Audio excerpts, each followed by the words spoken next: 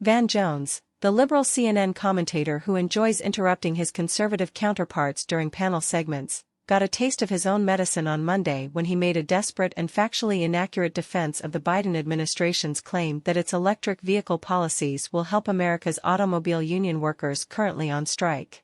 Jones was responding to the assertion by President Joe Biden that incentivizing the green economy does not come at the expense of auto workers who know full well that the assembly lines of EVs do not require the production plants of gas-powered vehicles.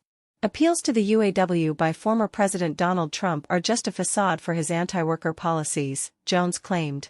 It's a big tug-of-war. Union Joe versus the blue-collar billionaire. There's this demographic which for a long time was presumably blue. Blue-collar, blue voters. That was presumptive. Then in 2016, that blue wall cracked. It cracked because of Donald Trump's appeal on NAFTA and that stuff. Suddenly it's a jump ball. And this year is maybe the biggest labor upsurge in a generation, with 300,000 plus American workers on strike right now, from Hollywood workers to people on the front lines in the auto industry, and labor matters. Unions matter and they are a jump ball, Jones said. So you see Donald Trump reaching in there and trying to grab at the heartstrings of those workers. Now the reality is none of his policies are going to be great for those workers. Joe Biden has policies that would be fantastic for those workers.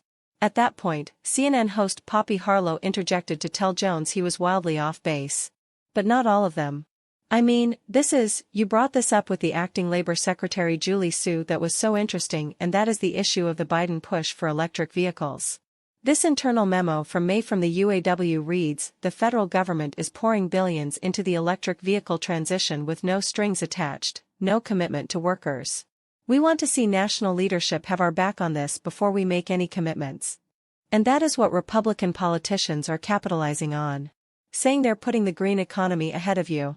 President Trump on Monday said he would be skipping the second GOP presidential debate, announcing his intent to give a competing speech to UAW workers who he claims are being left behind by the Biden's all-out push to greenify the nation's economy at the expense of its workforce. Sources close to the 45th president say he believes that Michigan's unions are in play next year, just as they were 8 years ago when he appealed to them with his criticism of NAFTA globalization policies.